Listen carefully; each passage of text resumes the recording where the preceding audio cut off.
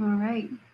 Looks like we're right at 11 o'clock, so we can give everyone a few more minutes to join the live stream.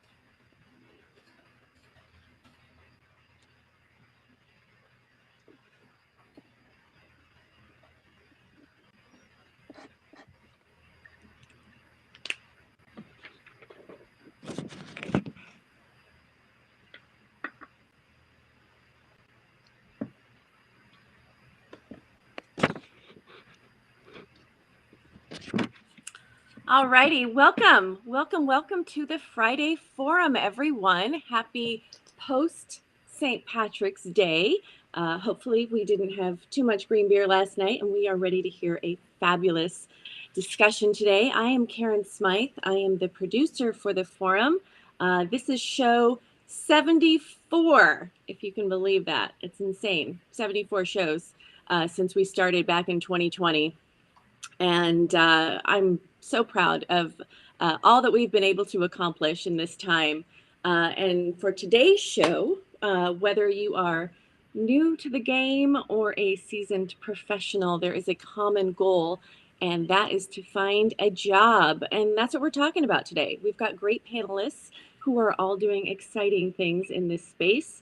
And even if you don't imagine yourself looking anytime soon, there are fellow communicators that are joining this conversation, and feel free to leave some comments in the chat, whatever channel you are joining us on, whether it's Facebook or LinkedIn. And you can also share the stream with your friends on LinkedIn and Facebook and invite them to listen in. So, and also tell us where you are joining us from. We love to see that. We love to give shout outs to wherever you are across the country. We like to say that the PRSA Silicon Valley is, or Silicon Valley is a state of mind with the PRSA Silicon Valley. We have members across, the Pacific Northwest, the East Coast, Southern California, and I feel like that kind of makes us a big deal. So we are a member-based organization focused on scholarships, professional development, and improving your skills at every level. So we have members that are new to the profession, and then we have lots of seasoned folks as well. So, and it's easy to become a member. Just, connect with us on LinkedIn. We can tell you how to do that. So this conversation is all about you too. So we want to hear from you. So as we go along, please add your questions. No questions are silly. We want to hear from you, and we want to hear from you if you've got some great advice as well. Put it in the chat. So I'm going to introduce our moderator today. She is a senior account executive and of diversity, inclusion, and belonging specialist at Highwire PR, and she is a PRSA Silicon Valley board member. Jazmin is a justice advocate who is consistently identifying ways to create equitable opportunities for underserved communities. and she champions these efforts by being a leader of Highwire PR's Diversity, Inclusion, and Belonging Council. And she also does a lot for diversity and inclusion in the PRSA Silicon Valley. She is our diversity and inclusion chair. So Jazmin is also a PR professional driving communication strategy for healthcare and enterprise clients. So Jazmin, Eusébio, I am teeing this off to you to welcome our great panelists and get this discussion going. Welcome. Amazing. Well, thank you so much, Karen, for such a lovely intro. I am so excited about today's conversation and to welcome everybody. I want to kick it off with Chloe. Chloe Belangia is a San Francisco-based content creator and rising executive recruiter, passionate about leveraging media, technology, and communications to empower conversations on authenticity in our career paths. Prior to transitioning into recruiting, Chloe's career spanned from marketing, corporate communications, and brand strategy in the entrepreneurial and tech sectors. At the onset of the pandemic, Chloe launched and led an online community and podcast called The Passage Project, exploring themes related to life, work, and wellness for young professionals. Thank you so much, Chloe, for joining us today. Next up, we have Charlene Gage, who is a senior manager of media strategy at Highwire, and is an experienced practitioner in corporate communications and media relations strategy, having worked with C-suite executives across a wide range of industries and size. She has worked with CEOs and executives from startups and nonprofits to mid-sized companies and Fortune 500 global organizations. With a specialized focus on media strategy, she works to find the right voices, to tell the right story in the right way, to the right reporter in order to reach a wider audience. And I also want to hype Charlene up because if you all did not know, she was recently named a rising PR star by Business Insider. So well done, Charlene. Super excited to have you here. And last but not least, I want to welcome in the amazing Luther Jackson, who is a program manager at NovaWorks, a nonprofit federally chartered workforce development agency in Sunnyvale. He is leading regional and national initiatives connecting diverse talent with pathways to quality careers, ongoing learning opportunities, and economic security. I mean, how great is that? Luther covered city and county government and business news as a reporter for the Detroit Free Press. He also represented San Jose Mercury News workers as a union officer with the Newspaper Guild. So thank you all for joining today's conversations. I mean, I think people are in for an amazing ride. All of you are just up to here with your qualifications. So really excited to have you here. But I want to really dig in here. I know that one of the reasons why we're having this conversation is that we are currently experiencing what some people are calling the Great Resignation. So we're seeing a lot of people because of the pandemic and just because things are changing within them, that they're looking for a new career or a new company to pursue. And I first want to hear from Chloe because, I mean, as you know, I like to hype people up. And Chloe recently went viral on TikTok for providing career advice to Gen Z and millennials. And through her success, she has launched a LinkedIn group, which has now gathered over 5,000 people who are looking for new jobs. So, Chloe, I'd first like to hear from you. What are you hearing from Gen Z and millennials? What are some of the main drivers causing them to find a new job? Yeah. Well, first of all, thank you for having me. This is an honor, and I'm excited for this conversation. From what I'm seeing across social media and on the LinkedIn community, it's a lot of blanket, vague cries for help, if I'm being completely honest. Especially in the remote world, I was lucky enough to have graduated college pre-pandemic, to have networked at an in-person career fair, to be in the office and be able to network face-to-face with people who worked around me. And that's exactly how I've landed where I have today.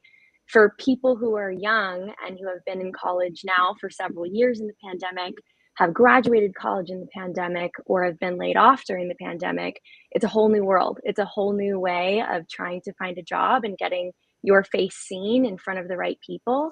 So a lot of people that I'm talking with, they're young, they're hungry, they're smart.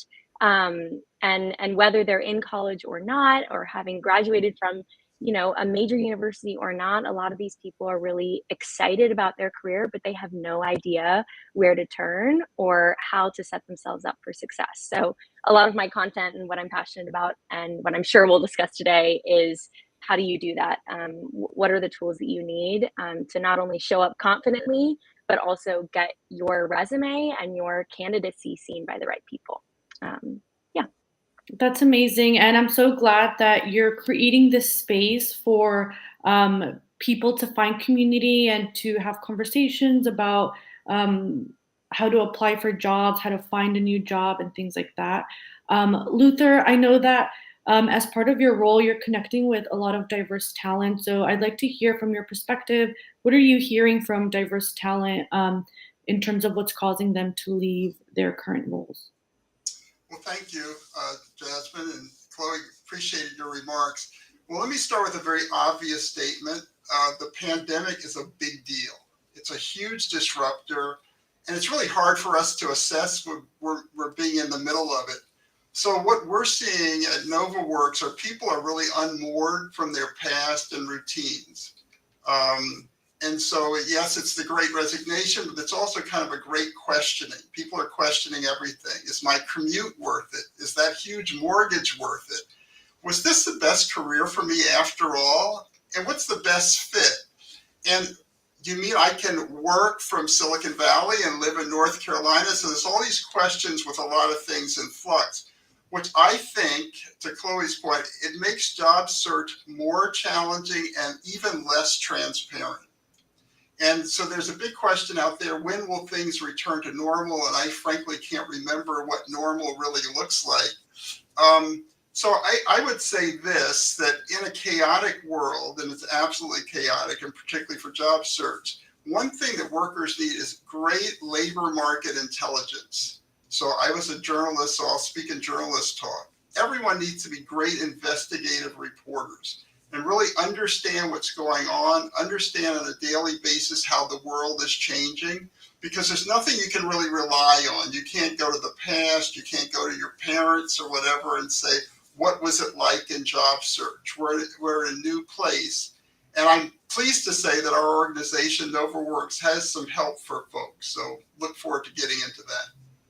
Yeah, and that's exactly right. What you're saying, that right now it's so different with the pandemic, with a lot of companies being remote.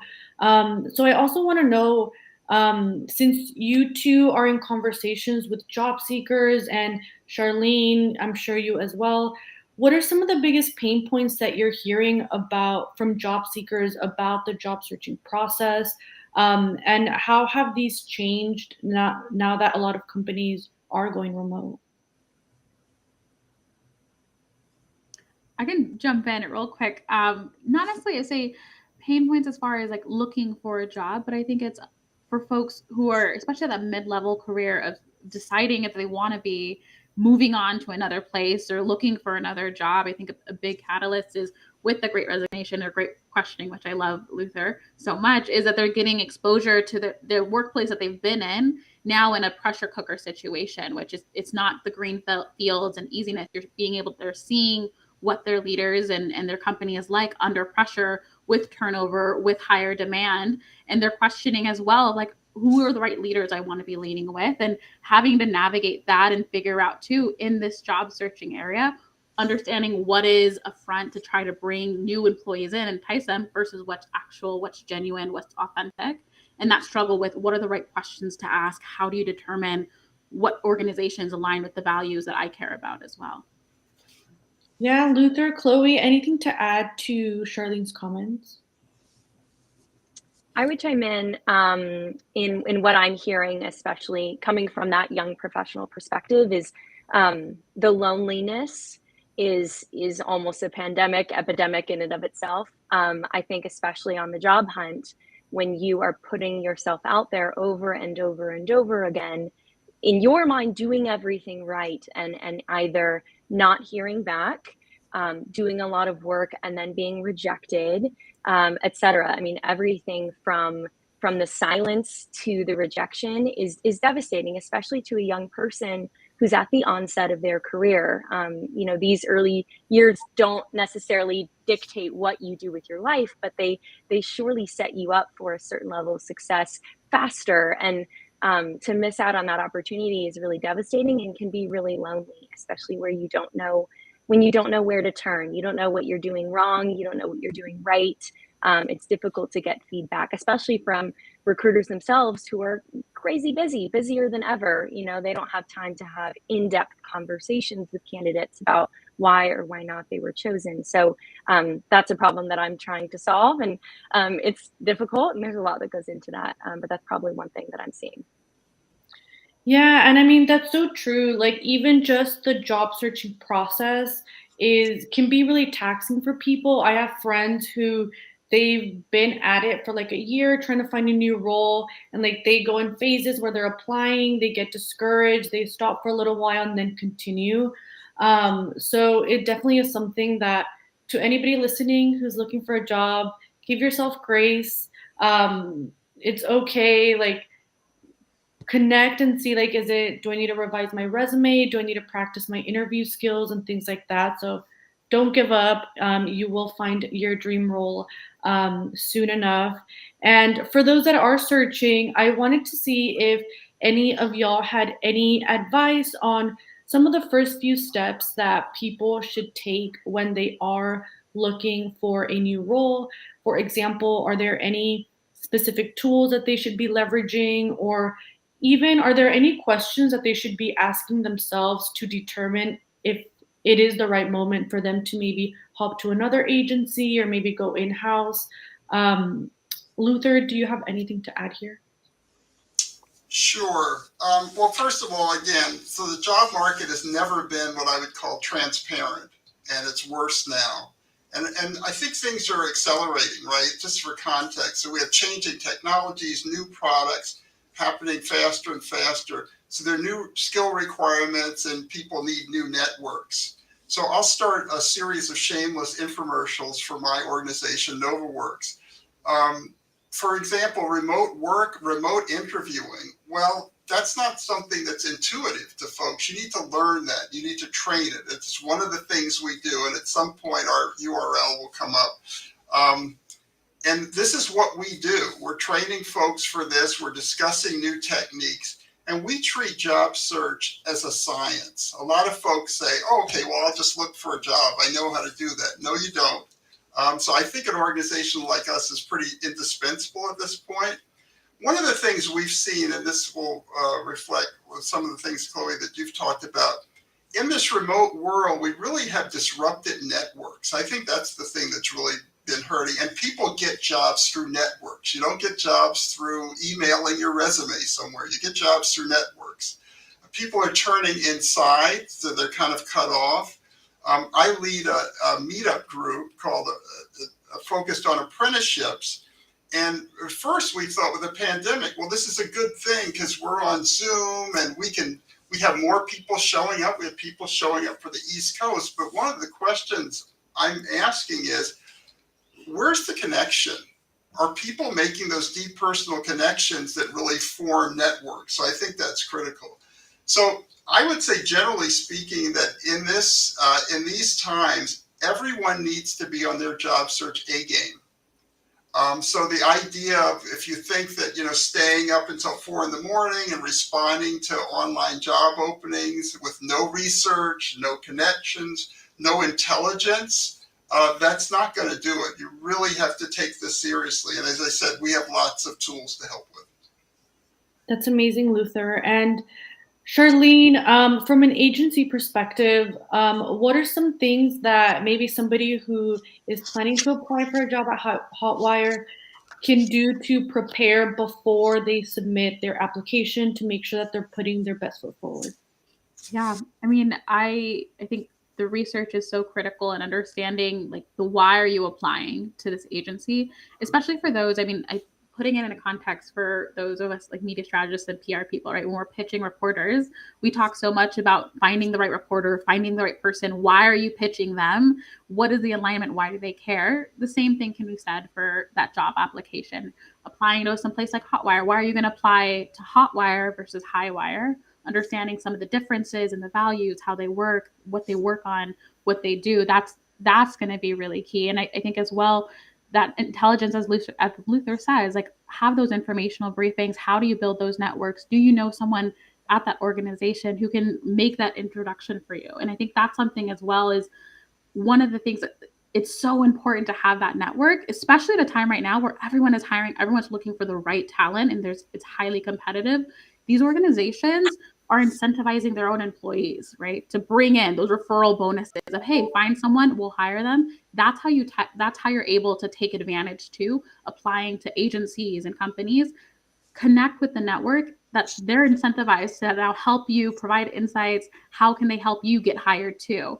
And that helps so much more than going in cold turkey, trying to be like, hey, I'm trying to get a job here with, like Chloe said, there's recruiters and people hiring. It's so hard to give that meaningful feedback to everybody who's applying. So being able to find that person in your corner in the organization, that can be a second feedback loop for you.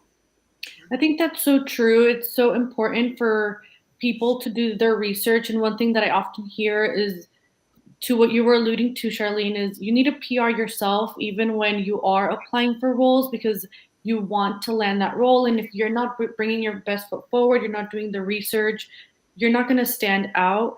And Chloe, I see you nodding. I see you smiling. Do you have like anything else to add here on any unique things that people can do to really like set their best foot forward before even submitting their application? I love talking about this. So I'm just smiling ear to ear because I think, I'm only bringing so many years of experience into this, but if there's anything that I've learned, step 0 really sets you up for success far, far more importantly than step 1 through 10 of the job hunt. And what I mean by that is the work on yourself, the self-reflection, the health and well-being practices that you do in your day-to-day, taking care of your mental health, doing the journaling, doing the meditation, doing the book reading and the podcast listening to really understand yourself. What do you really want? Who are you? What do you love about your past experiences? What do you not want to take with you into the job search? And coming really informed about yourself, in addition to coming informed about the company, the role, the industry, the team, etc. So a lot of people that I meet with, they say they've been applying to hundreds of companies. And then I ask them, well, what do you really want to do? And they don't know how to answer that question. And inevitably, when you're in an interview, somebody's going to ask you that, why are we talking? What are you looking for? Your career goals. And if you don't have an answer to that, and in addition, if you're not showing up, as we've said, as your best self, both healthy and mindful, all of those efforts are probably not going to be as impactful as you want them to be. So that's probably my advice. That's such great advice. And Luther, something that stood out to me that Chloe mentioned was being prepared to talk about your why. Like, why is it that you want to pursue this job or this career at this moment? I'm wondering if at NovaWorks, do you provide like any support on how, or tips on how people can answer some of these questions in an authentic way? Yeah, that's a great point. So we offer, I would say, kind of a bachelor's degree. I'm being not being literal here, but kind of a bachelor's degree in career navigation. It's that serious, and you need a job search plan. So that's the thing, and that's what we offer. And there's really 4 steps to our job search plan. One is focus, like Chloe, to your points about kind of personal focus, resume and application, job search and networking, and then interviewing and negotiation. And I think that point about self-awareness is so critical. I mean, that's some of the things. We did some extensive research about folks who are successful in their careers. This was in tech. And self-awareness was foundational. So who am I? What do I like? What are my skills? How do I talk about my skills? And this idea of career discernment, right? So through what job is a good fit for me? Because one of the couple of things you need in this era now, you need incredible energy for networking, and you need energy for interviewing, right? Well, that comes from the foundation for the energy is your fit. So this is, if I see a job that this is what I was meant to do, you're going to be nonstop in the interview. You're going to be enthusiastic. You're not going to be intimidated by it. And so all that self-work really is important. And at NovaWorks, that's one of the things we work with. Another thing that I think is critical is these informational interviews, which I just love. I mean, the informational interviews are the best.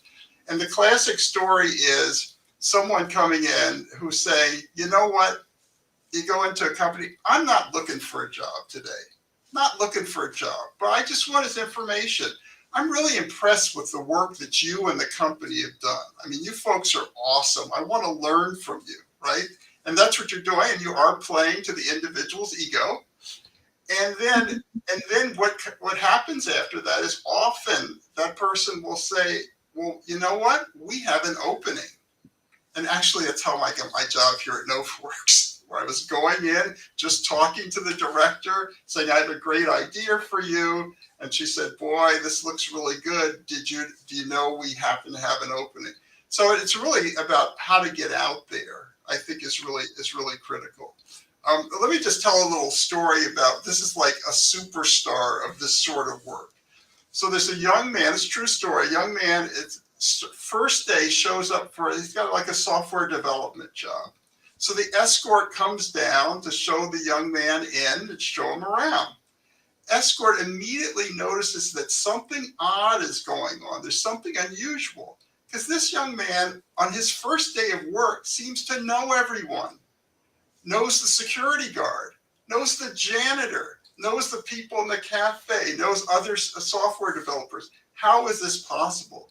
Because he had showed up at the company multiple times before. He had met people through LinkedIn. He'd showed up to the company many times before, been for countless coffees and everything else. So he knew the company. He knew this was the right place for him. He knew it was a great fit. And so everything was very comfortable. Now, not everyone can do that. And I understand that that person clearly an extrovert, and introverts like me, we need to be able to do this too.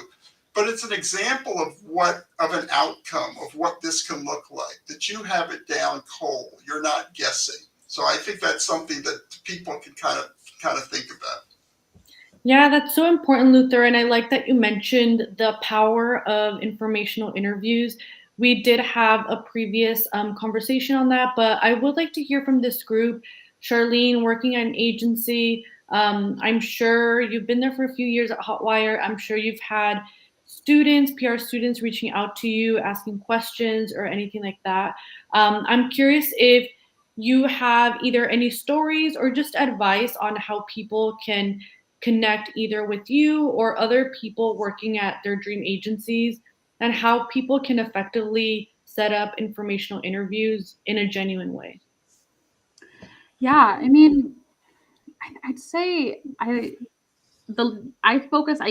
lot of the people I speak with are mid-level, maybe even like some of those junior folks, not necessarily fresh out of the college piece, but LinkedIn is the go-to tool for me, and I've seen for the people I've connected with, and especially those that are choosing to connect with me, as well as taking advantage of that, the lowest tier LinkedIn premium, right? I think it's like the HR $30 a month, and being able to send those notes, and whether it's commenting on posts that you've seen, emailing about an article of a client that they've seen, like, hey, this is some really interesting work. Well, most recently, I've connected with someone. We had a new position at Hotwire at a manager level, and connected with someone who ended up finding me via our college alumni network and said, hey, we both went to the same university. I'd love to connect. I saw this job. I'm curious about it. I would love your take on what's going on in the organization, and just setting something up in that sense. It's to, like Luther said, I think a lot of people love to talk about what they do. They love to talk about themselves. And so setting that up of saying, hey, I just want to hear what you have to say about yourself, because a lot of these people are working so hard at the agencies that they're at. They want to talk about what they're doing. And they aren't necessarily always presented as much with that opportunity. And so being able to find even the smallest connection on LinkedIn, that's been some ways that people are finding ways to email me. I'll find some people that I think are really interesting. I follow a lot of the companies that I'm curious about. I find people in positions I eventually want to be in, follow them, engage with them, and eventually building up that kind of network. Same thing that I keep talking about pitching yourself, right? Same thing with journalists on social media. You comment, and eventually they get used to your name and they want to talk to you. That is so important, Charlene. And it reminds me, I met Charlene because when I was a student, I went to an agency tour at Highwire, and I've just continued to have that connection on LinkedIn. And here we are today, years later. But I also want to hear from you, Chloe. I know that you've done a lot of videos on TikTok, providing Gen Z folks with just advice on how to use LinkedIn and to make those connections and those introductions. So I'm curious if you can provide some of the feedback and tips that you've given them. Yeah. I love LinkedIn, and I have been a diehard LinkedIn fan for several years. I think it's my favorite social media because more so than any other social media, rightfully so, LinkedIn is an opportunity for you to share absolutely everything you can about what you have done in your career. And it's a one-stop shop for somebody to learn all about your career experiences. And if you're not leaning into all of the available resources on that platform, you're doing yourself a disservice. So, the most common misses that I see from people are not having a well-built headline or subject line on their profile. So they'll just say, their current role, or they'll leave it blank sometimes. And I've always encouraged people to build that out with keywords or industry jargon that's relevant to where you're trying to go, so that you stand out to those people as you connect with them. The about section, that summary bio at the top of your profile. So many folks I know just say one sentence about, this is what I'm doing. I have 3 paragraphs, bullet points, links. I have so much built out in there. And that's how I've landed several jobs, is having the right keywords in that section, showing that I know my story. I know who I am. I know what I bring to the table. If you want to learn more about me, here are other resources to do so. So I encourage people to do that. And then on the LinkedIn premium note, I have premium. I think it's wonderful, and I recommend it, obviously. But for folks who can't pay for it, or who don't have it, don't want it, I find that sending a connection request and including a very sharp, impactful note in that request can take you pretty far as well. That's how I was connected to somebody at my last company, which inevitably led me to getting a role there. So that's kind of just a quick, easy few tips for maximizing LinkedIn. One thing I want to add too, Jazmin, I love, I think while we're talking about so much of LinkedIn, same quick, obsessed with LinkedIn, obsessed. I know that they're about using connections for those warm introductions too. I know right now it's immediately talking, how can you use LinkedIn and these tips and advice to get jobs right now? But I think if you're always in that mindset of, hey, I want to find what the next position is, always networking, always connecting. And I love that you mentioned, Jazmin, right? That connection we had from an agency tour. I have someone I had a connection with, which I interviewed years ago at my last agency. We weren't able to, the agency didn't end up hiring her. I loved how she came in. She came in with a portfolio. I was super impressed. Immediately were able to connect on LinkedIn, and from that was able to stay connected, giving and mentoring and providing some advice, some interviews and connections. So thinking through, there's the job search you have right now, or maybe you're not even immediately searching for a job, but how are you connecting even in your interviews today that can then help you some years down, that are able to then be impressed by what you did right now. It wasn't a fit, but a couple of years from now, they're going to move somewhere else, or maybe they have another opening position, and being able to take advantage of that too. So a lot of that LinkedIn connection building is immediate for your job search, but even the job search that you don't know that you're searching for just yet.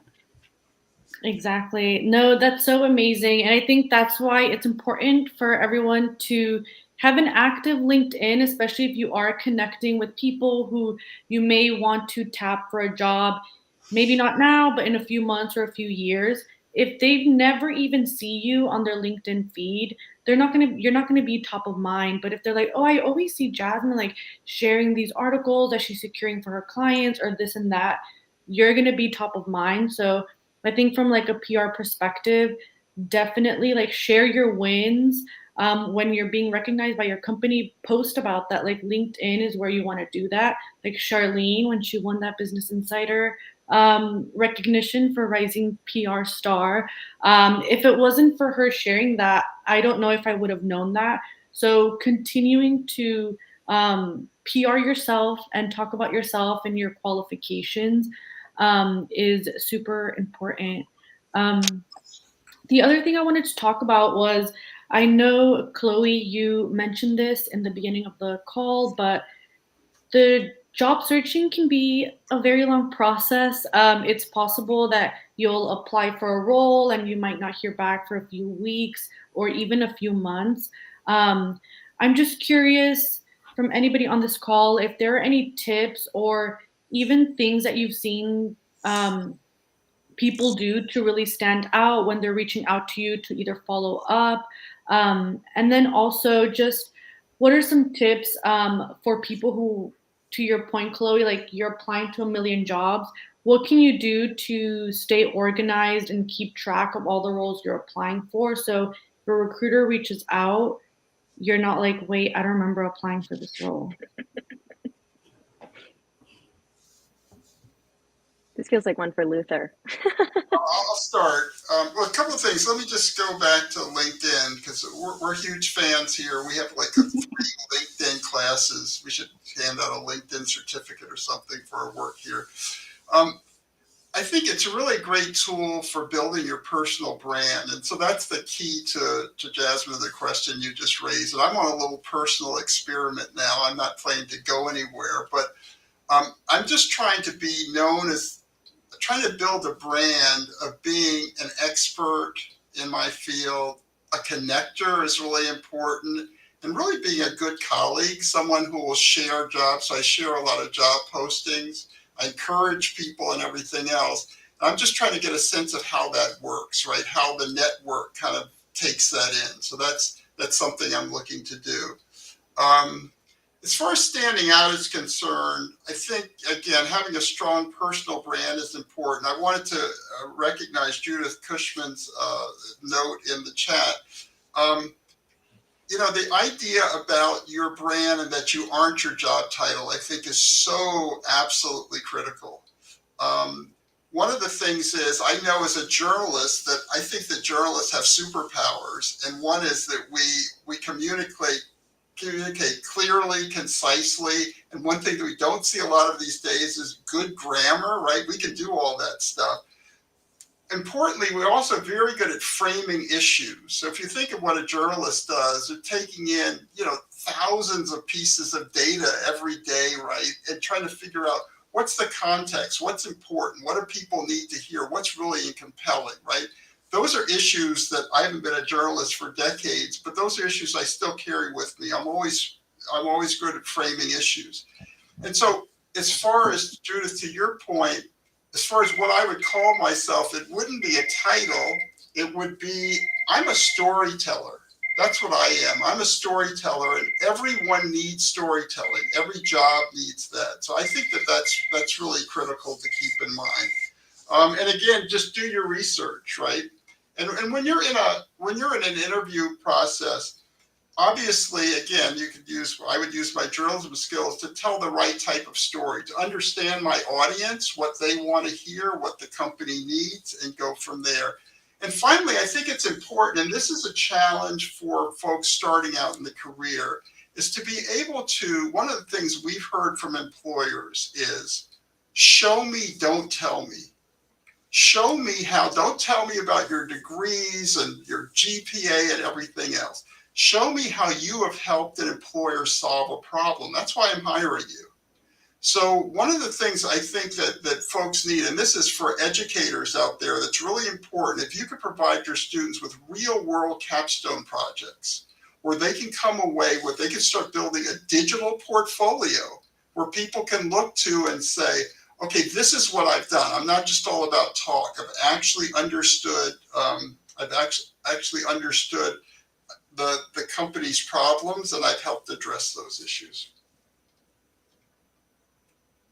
Yeah, and Chloe and Charlene, it looks like some of what Luther is saying is resonating with you. Is there something that you wanted to add here?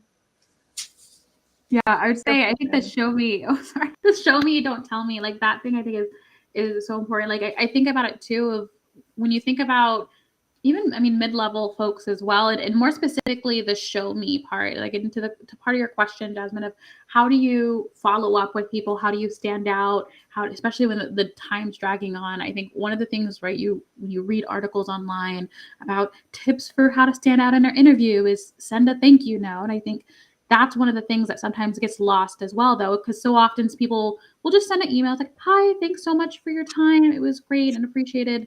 Cool. I think at this point, I've seen a lot of people send me those notes, and it's, yeah, okay, it was another meeting for me. You're welcome for the meeting, I suppose.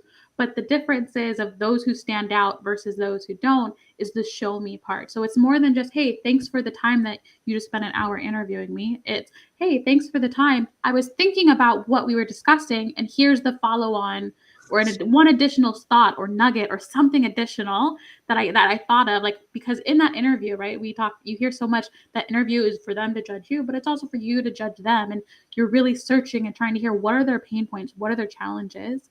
Go back, think about and digest, what did you just hear? And what is a phrase or a nugget or an observation or insight of saying, hey, see, I'm thinking about you guys. This is just one nugget of how I could provide for you. That's something I think is especially a useful talent, especially for those looking at those mid-level to shift and move, because you're already showing that value. And I think it can sometimes get lost with that idea of like, I'm not getting paid. I'm not going to do work for free. You're not selling everything. You're not coming up with a full campaign plan, but you're providing one insightful view for them to be able to take a look at, hey, this is what you're going to get if you hire me too. Yeah, and Chloe, it looks like what Charlene was saying also resonated, and I'm hoping if you can answer Karen's question here of how can people follow up without being pushy or feeling like they're being pushy? Mm-hmm. Yeah, I think I have so many thoughts running through my brain that there's so much I want to share. But to that specific question, one thing that I found really valuable is that nature of following and keeping a pulse on what somebody is doing. So even if you're not connected on a platform like LinkedIn, you can still follow somebody. You can still follow a company. You can join industry groups and boards. You can find content creators like myself on TikTok and other social media platforms who are talking about open resources and tips and tricks for navigating the job search that you were specifically in. So one metaphor that I really love and continue to come back to is you can't steer a parked car. And there's lots of different metaphors like that, but the momentum, I think, going back to what Luther was saying about energy, keeping that up, I think will take you really far, especially in the persistence of the job search. So feeling like you're constantly doing something, learning new things, liking and commenting on the posts that are interesting to you might be a good way of following up without feeling pushy. And reading the room, but knowing, I see nothing wrong with sending a follow-up email, whether it's a week or, 7 to 10 days if you haven't heard back from somebody, trying to connect with a colleague or another connection who might be able to get your foot in the door. There are ways to be friendly and to be authentic and to be genuine as you try and connect with people without saying, I really need a job, please talk to me. I think there are friendly ways of doing it.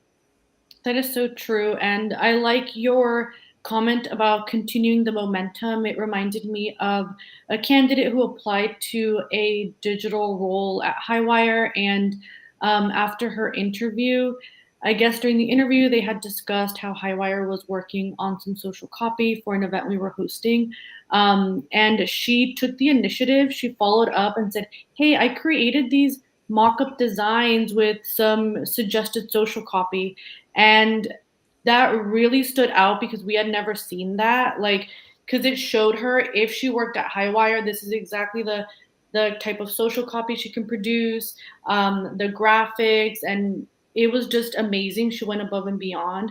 So I think anything that you can do to add more than just thank you so much for your time will really make you stand out. Are there any examples that y'all have of maybe one thing that really stands out to you of how somebody stood out to you in the follow-up email? I say that there was one of, as we were talking about the challenges and desire to up level folks' knowledge of like how do you crack the top type of business publications, and we're focusing on the Wall Street Journal and being able to get some thoughts back on some. Granted, there wasn't a ton of information in there of saying here's the client, here's the challenge, here's where we're targeting, but flagging over some interesting articles as far as like, hey, there's some movements in the newsroom, like this might be showing a little bit of how the publication is going to be shifting how they're covering this type of news, and being able to connect those dots. That was really great to see in that kind of viewpoint. And I think, and I want to put the little note of, I know Luther and Chloe have their examples too, but as you're talking about that too, that what this looks like of responding back, it goes back though too, right? That job searching is so taxing and overwhelming, and that idea of being able to, I don't think I would want to say, at least from my perspective, this isn't something you do for every single job that you're doing. I think you really are really selective, and you take a look at, all right, I'm applying to 10 jobs. 2 are like, oh my God, I want to land this. And so you're spending that extra time. It's like, I'm going to go above and beyond. I'm going to spend 30 minutes, an hour developing something for them after to really stand out. This is definitely not something you're going to do for, I'm in a position where I'm applying to 10, 20, 50 jobs. That's, oh my God, that would be above and beyond. But being really selective on how are you going to bring your 110% A game for certain interviews too. Exactly. I love that. I think there's an attitude issue. Again, it starts with knowing yourself and knowing the position and knowing this is right. So I think it's okay not to be embarrassed about, oh my goodness, am I being too pushy, but to be kind of bold and see yourself as a colleague and part of the network. And that's what the LinkedIn kind of commenting and building your brand gets you started with. I belong here. I have something to say. And your company needs to hear from me. So that attitude, I think, is really critical. That I can like, you need me, I need you. We're very comfortable, and act as if, right, that you're ready to go. So I think that's really critical, the attitude piece. No, that's totally amazing. And kind of as we're getting ready to wrap up here, I have this question for Luther, and Chloe, Charlene, feel free to jump in if you have any additional thoughts here. But Luther, I've been hearing a lot that it's commonly advised that the best time to look for a job is when you already have a job, because you're not coming from a place of like, I'll take anything, but you're being more selective. I'm wondering if you have any advice for people who are job searching and they might be working a 9-to-5, or they might be a student who's going to school full time. How can people ethically balance their work or school priorities while making time for job interviews or to prepare their materials before the interviews? Great question. I want to break up the kind of the dichotomy. Either you're working or you're job searching, right? And I want to say that you're always looking. That's the attitude. You're always looking. This is part of your routine. Never stop networking. So that avoids that break. So a tale of 2 resumes I saw, both PhDs, one in physics, one computer science, both with software experience. Both individuals have been out of work for months. So clearly they had some technical skills and they had some experience, but they had not done any networking and had not been out in the field. And so you really need to be networking constantly. And there are programs, again, I'm an introvert, so this doesn't come natural, but it's essential, it's an imperative. There's some great work. I think there's a great video out there called Networking for Introverts. So if you're an introvert, figure out, because you need to do this. The constant networking prepares you for job seeking without a big shift. So you go out for lunch every day. Well, you know, your lunch can be an informational interview. So it can flow naturally, and it should flow naturally. Because unfortunately, we have had some customers who, once they get the job, they say, oh, phew, now I don't have to do that networking stuff anymore. No. Constant. I mean, it should be part of the flow. And then I don't think you get into that thing of, oh, I'm looking for a job. Well, you're always looking, you're always searching, you're always learning, right? You're a lifelong learner. So it should be, I think that's the way to look at that. That's a great point. And I know Chloe had alluded to this as well with how she landed her role was because, you know, somebody reached out to her, her last job led to another job. And I think that's how it should be, and how a lot of people are finding success is continuing to have those connections via LinkedIn. Because for a lot of people that move, especially as you get more senior, they're not even having to apply for roles. Like, people are reaching out to you. So it's saving you all of this time of having to create a spreadsheet to list out the 50 jobs you applied to and all of that. So I think that just underscores the power and value of like fostering and maintaining your network. But Charlene, Chloe, anything else to add here? I think one thing I've learned, and this could be, I don't know the right way to say this, but you never know who's watching. You really never know who is keeping a pulse on you. I've had past mentors and managers who I worked with 5 years ago when I was in high school or early college, who have reached back out saying, you know, I'm working on a new project. Can we get coffee? Or, you know, I've moved into this role. Let me know if you have friends in your network who want to work under me. It's this consistent, if it's a genuine relationship, which I encourage you to build, that they'll last. You know, it won't be a one and done kind of coffee chat and that's it. So you never know who's watching you, just like you should continue to keep a pulse on your network as well. Yeah, and I would add in, I mean, I think being in the trenches, especially, I think felt it a lot more early on in my career before, as like Chloe said, you get up to a certain level, people are more coming to you. But early on, especially, I think it's learning that time management, which I know at the agency life, that's such an important skill that's developed at the entry level, ACE, associate level.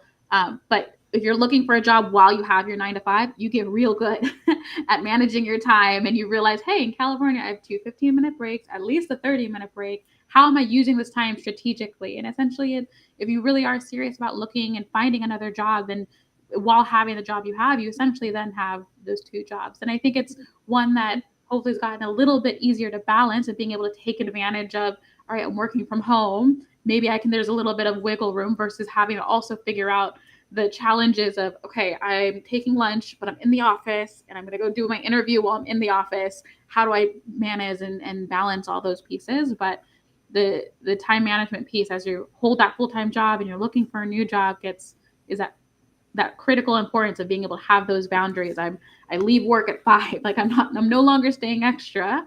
Because I have stuff I need to do to further develop my own self. Yeah, and I think that's so important, and it kind of touches on some of what we've talked about of you also, as you're job searching, need to center yourself, make sure you're paying attention to your mental health. You're not doing too much too soon. You're not getting burnt out. You're not letting this impact your mood or anything like that. Or even if you do have a job, don't let that impact the work that you're already doing in your current role, because you might want to use those people for references in the future. So making sure that you're continuing to do quality work even on your last day. And I also wanted to highlight this comment from Logan, who shared an example of going above and beyond for a brand that you want to work for. So definitely recommend anybody listening to check that out. Well, I want to thank you all for joining today's call, and I want to end with a quick lightning round to talk about, the top 3 pieces of advice that you have for people who are currently job searching, any do's and don'ts, or anything like that. Luther. So do's: do research, do network, do come to NovaWorks. If you need help, novaworks.org. And there are other agencies like ours around the country, really important. The only don't I would have is don't give up. Keep moving forward. Amazing. So inspirational, Luther. Chloe. I think I have a book recommendation for your listeners. Designing Your Life. It was written by 2 Stanford professors.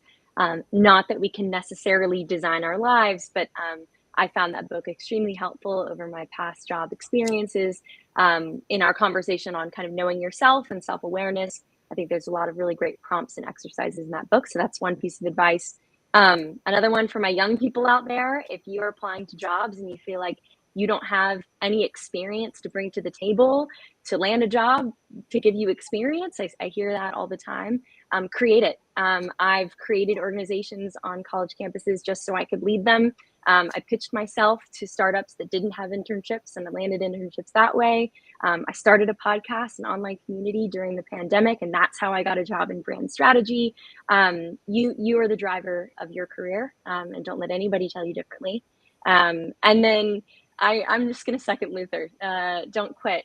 Keep going. The world needs what you got. So keep doing the work. Take care of yourself. And the right thing is headed your way. That is so true, Chloe. Charlene. Yeah, I would say connect with those working in the companies and the positions you want, and build your network. Also take advantage of what we've just went through, the whole pandemic. A lot of companies have released training programs. And so especially for those at that mid-level looking to change jobs, change career paths, like there's resources out there as well to give a little extra guidance and insights. For example, self-promotion for Hotwire. Hotwire has rolled out a Hotwire into tech to help those within communications transition into how do I get a job in tech PR and understand what's going on in tech. And that's hwintotech.com. But there's so many resources out there, like Google, Salesforce have also put out their own stuff. And then also it's understand your why. Why are you wanting this job at this company? Why should it be you that goes into that job, and then believe it, and really know what your value is, what you bring to the table, and help them understand and see it too. I feel like I'm so happy and I feel like so fulfilled. So I hope people are writing notes and reaching out to Charlene if you want a job at Hotwire. But with these last quick minutes, I do want to give you all an opportunity to plug any open roles that you have or any social channels that you want people to connect with you on. Charlene, anything at Hotwire that anybody here can apply to next week? Yeah. I would say definitely top of mind are account manager positions, senior account manager positions. We work a lot with tech companies, B2B tech, B2C. So that's definitely the biggest part. Research and insight manager is a new role we have. Interns, a global VP of HR. There's a whole spectrum of jobs we have going on at Hotwire. Well, it sounds like Hotwire is a place to be. So if anybody wants a job, make sure that you follow Charlene, engage with her content. Chloe, anything you want to plug? Your LinkedIn group, TikTok, how can people connect with you? All of the above. Yeah. Connect with me on LinkedIn. As you mentioned in the beginning, I'm an incoming executive recruiter. So all of you VP and above, let's stay connected. Maybe I can put you in the right position one day. I started a LinkedIn community or group called Young Professional Career Connects. Like we mentioned earlier, 5,000 members and counting. So if you have open roles, join and talk about them. If you're looking for a job, join and connect with other job hunters. Follow me on social media. All my handles are at Chloe Belangia. TikTok and Instagram is where I mostly am. And then the Passages Project, as I have mentioned in my title, is that online community and podcast that I mentioned earlier. You can search the Passages Project anywhere you listen to podcasts and hear over 50 in-depth conversations of young professionals about their career. And yeah, I hope that's helpful. Amazing. Luther? I come to think of it, we do have a couple of job openings at NovaWorks, not in communications, but we are always looking for talent. But and most essentially, we're connectors. So we are connecting employers who are looking for talent with really great talent looking for opportunity. So we have a job board at novaworks.org. Please follow me, and you can follow up with me at just Luther Jackson on LinkedIn. And yeah, I look forward to continuing the conversation. And we have a network now, so let's go build our network. Yay. Well, thank you so much to all of you for joining us today. This was such a great conversation. We're already seeing some love in the chat. And I'll turn it over to Karen to talk about what's coming up for PRSA Silicon Valley. Thank you. Thank you so much, Jazmin. Thank you, Charlene. Thank you, Chloe and Luther. I've just loved every minute of today's Friday Forum. So much about being confident, finding your why, and getting to that job you love. So important. So next week, Friday Forum is actually kind of a Thursday forum. We're joining up with the PRSA Puget Sound chapter for a fireside chat with the Chief Communications Officer for Aerial Investments. And we're going to be talking about diversity, equity, and inclusion programs and rolling those out, and what are some of the considerations that you need to take on. So I'm really looking forward to that, and I hope that you will have all the information on our PRSA Silicon Valley LinkedIn page, and so you can find out how to register. We've also got some great shows in April coming up. So I think our first show in April, we'll start promoting this pretty soon, but it will be our 75th Friday Forum. How did we get here? So anyway, thank you so much, everybody out there, for joining us today. And thank you again to Jazmin and our great panelists for all this incredible information. Have a great afternoon and weekend, everyone.